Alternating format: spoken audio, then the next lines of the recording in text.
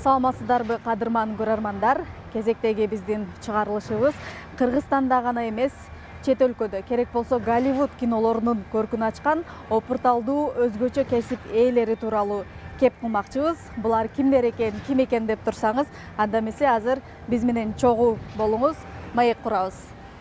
Кинонун мындай кыйын жагын каскадерлор көрсөтүп берет да.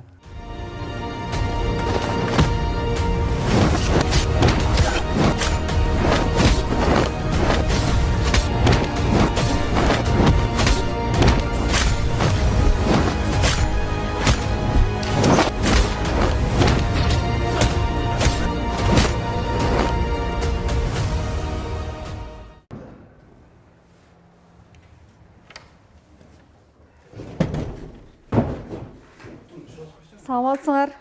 Кандайсыңар? Сооронбай кандай? Жакшыбы? Жакшы келип алдыңарбы? Жакшы келип. Азыр бул жакта как раз команда менен машыгып атпсыңар, э? Тренировка болуп аткан. Жакшы, бул жак кичине жылуу экен, э? Мен бутум чечейин, анан шашпай кенен маектешелик. Азыр биз бул жакта Турциядагы съемка кино деп атсак, биздин көрүүчүлөргө дагы абдан кызыктуу табышмактуу болуп атса керек, э?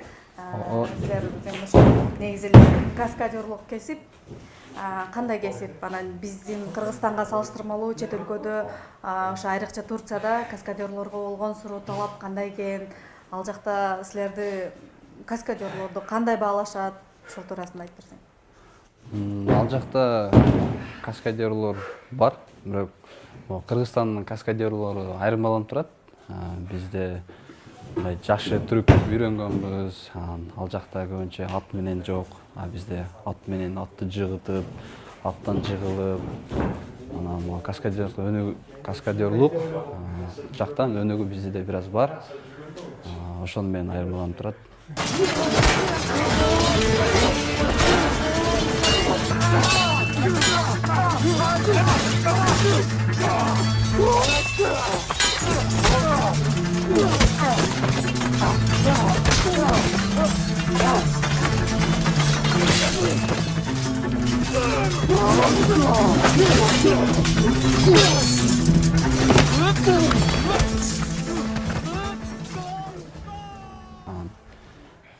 Кыргыз кинолорун көрүп калчумун, ошолорду мушташса вау деп. Жүрдүм, армияга кеттим. Армиядан келип, ал мезгилде 1-2 сальто секирчүмүн. Ошону соц тармакка салып калсам, ошо менин агайым көрүп калып чакырды. Келип сүйлөшүп, каскадерствону эмне экенин билген эмесмин, бирок жаш кезимде кылып жүрүпмүн, айылда чоңойгом. Өз алдынча. Өз алдынча кылып жүрүпмүн, жыгылып, кичине секирип. Анан каскадер эмне, каскадер эмне иш кылыш керек, каскадер кандай болуш керек, каскадер эмнелерди билиш керек, ошону агайым баардыгын үйрөтүп чыкты, баардык түрктөрүн. Актуалдуу болуп аткан түрк сериалдары, ошол жака силер кантип барып калдыңар эле, кантип чакырып алып калдыңар? Ал жака кызык болду, бирок барыш. Биздин агайыбыз жол көрсөттү. Ошо Кыргызстанда жүрө берсек, бул жерден эч жака чыга албайбыз. Жүрсөк ошо бир үйдө эле камалгандай эле жүрө беребиз. Кыргыздардын проекттерине чыгабыз, бул жака ал жака чыгабыз деди. Мындай чачырайлы деди. Сен кет Турцияга, ал жакты көр. Ал жактан жумуш таап, ошол жака балдарды апарып иштетишибиз керек. Мындай өнүгүп өсөлү деди. Агайым жол көрсөттү. Мен 1 ай курска бардым, турецкий курска жазылып. Каскадерлуктун курсуна? Жок, тил үйрөнүш үчүн, түркчө тил үйрөнүш үчүн.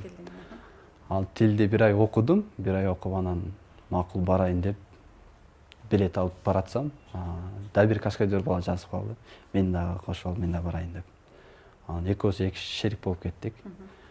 Ал жакта көп кыйынчылыктар болду жаңы барганда. Стамбулду биринчи көргөндө бул жактан эле кышта бардык. Ал жака барсак жай да, мындайча айтканда кар жок. Таң калып, бул жака кар жаабайт экен деп бир аз бардык.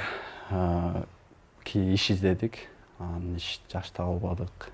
Кыйналдык, квартира таба албай, ал жакта бир аз жашоо кыйын. Жөнөкөй жумуштарда иштедик. Ошентип жүрүп бир группага кошулуп калдык. Акара деген бир Турцияда бир эле группа эмес да, 2-3 группа бар. 2-3төн эле көп. Бирок мен тааныгандардан 1-2 бар да. Бирөөсүнө катыштык. Ал жерге барып калганда тренировка кылдырды, бизди көрсөттү, биз өнөрүбүздү көрсөттүк. Каскадер колубуздан эмне келет көрдү, жакты. Алар кыла албаган нерселерди да биз кыла алат экенбиз. Алар хорошо деп командага алышты, иштеп жүрдүк. 1-2 сериалдарга чакырды. Ал жака барып иштеп жүрдүк, террорист болуп, эми каскадерский иштерин кылып. Selahattinler kapı tarafına gelmemiş. Kanlı Gavat peşimizi bıraktı. Daha fazla bekleyemeyiz. Buradan çıkacağız. Selahattin bizi dışarıda bekleyin dedi. Hadi. Kudüs'ten çıkıyoruz. Hadi. Soronbay, canım kardeşim. 10 numara adamdır. Сооронбай тууганым, бул өзү мыкты жигит да. Fight yapıyoruz. Бул жерде биз менен күрөшүп жүрөт. Бул күрөштүн мыкты чебери. Dövüş kurar. Бул жигиттин колунан баары келет. Биздин ишеничтүү файт мастерибиз ушул жигит. Сооронбай чындыгында 10 numara adamdır. дүйнөдөгү эң таттуу жигит. Мен ушул жигит менен иштешкениме абдан кубанычтамын. Teşekkür ederim. Баары үчүн рахмат. Hadi kolay gelsin. Адам сүйгөн нерсесинен баш тартпайт да, сүйгөн нерсесин мындай жакшы кылып кете алат. Эгер сүйбөй кызыкчылык үчүн жүрсө, анда травма алат, аны жакшы үйрөнө албайт. Мен жашоомдо ошо каскадерство байлаган үчүн менде андай артка жол жок болду. Мен үйрөнөм, ошо ишти кылам, өнүгөм, өсөм.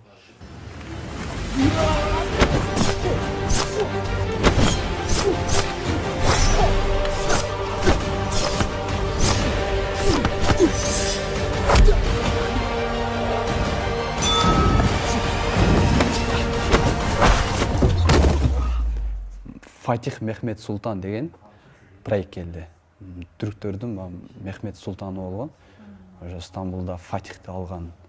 Ошонун проектин тартышып калышты. Ошол проект бизге келип калды. Анан ал жака мен уже файт мастер болуп кеттим. Ошодон баштап костюм кийбей калдым. Только постановкаларын коюп берип, ошо Мехмет Султандын. Азыр ушу 2 проектте иштеп атабыз. Салахайдин Айыбы менен Фатих Мехмет Султан деген.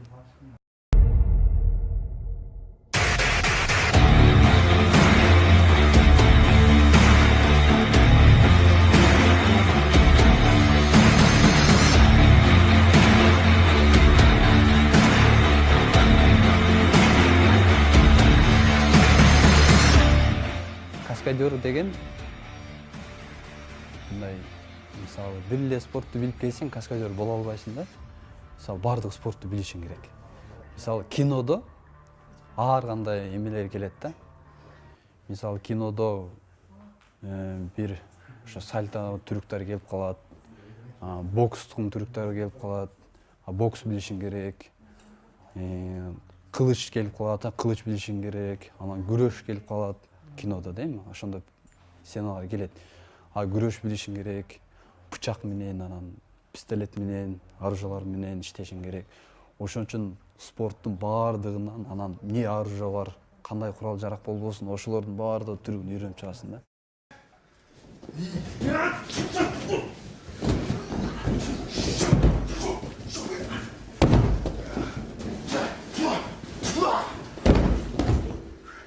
Сооронбай деген биздин жигит, бул бүркүт да биздинчи. Баягы кээде айтабыз го, нинза деп коюшат, самурай деп коет, ошол тараптуу биздин мыкты жигит бул Сооронбай. Мен bundan көбүнчө бул операторда жагын жакшы билет да, оператордук жагынчы. Анан ошол жагын көп анан мындан жакшы өздөштүргөн. Дагы Иван жагынан дагы бир аз ошол жагынан да алабыз.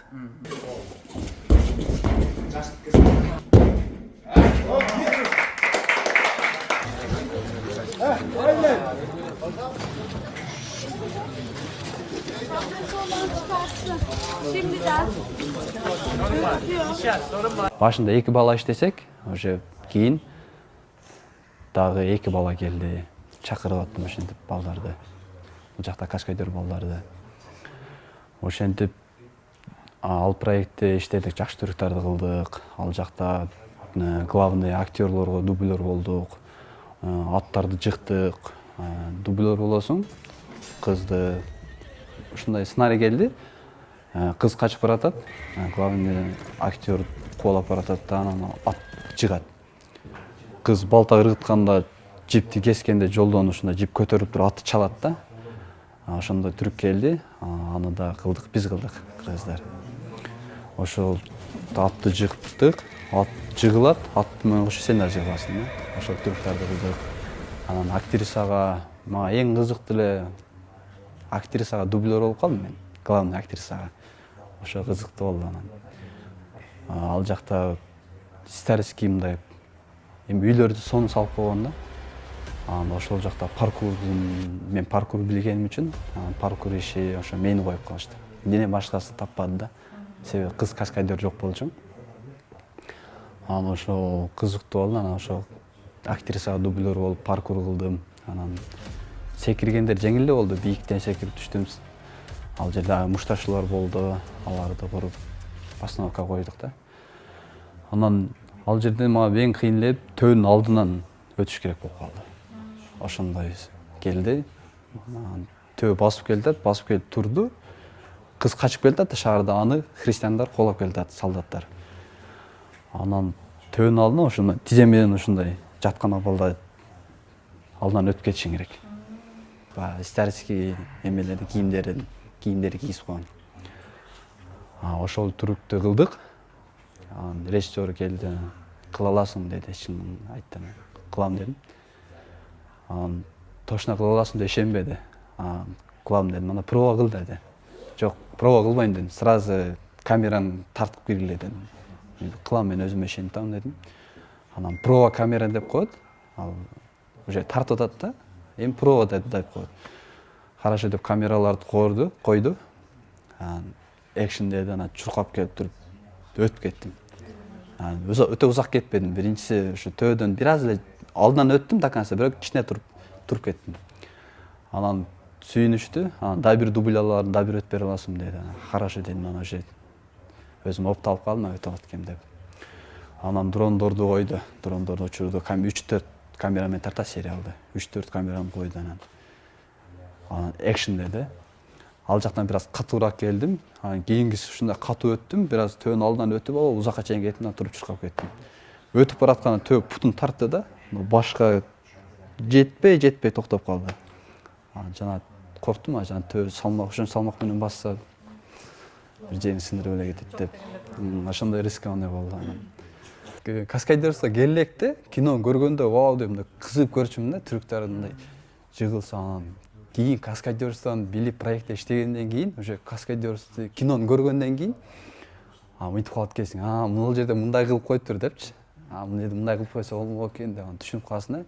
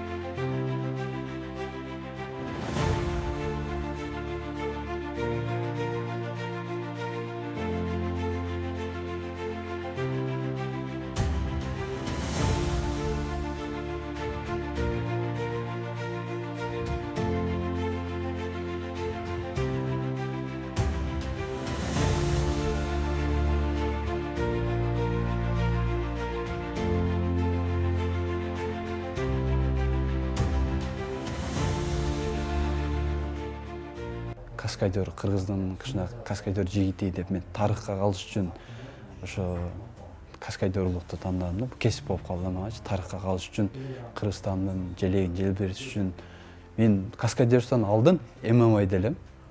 ММА'да урушат элем, бой без правилде. Ал жакта урушуп жүрдүм. Анда уруштум, анан бул жака сунуш келип калып келдим. Менде ушундай ой болду. Мен өзү урушканды жакшы көрөт экенмин. Бирок ММА'да урушсам, ал жакта чында урушасын, жүзүнө урасың, тебесиң, ал жакта настоящий да. Анан кинону карасам, кинодо бир аз тийбейт да, жалган бар дейм, мындайча айтканда. Ал жакта анан мындай кылдым, бул жакта уже зыянчыл экен да. Шариятта деле бар, адам жүзүнө урган болбойт да. Ошо ММА'да урушуп жүргөндө уруп алып, өзүм кайта жейсиң да, урдум экен депчи. Анан бул жакты тандагандайын, бул жакта уже жүзүнө урбайсың, 1-2 удар болот. Эми бул кино үчүн, бул бир историяны көрсөтүп берип атасың элге. Бирок ушул мушташым бул жакта деле бар экен деп, анан ошо каскадерге кызыгып кеттим да.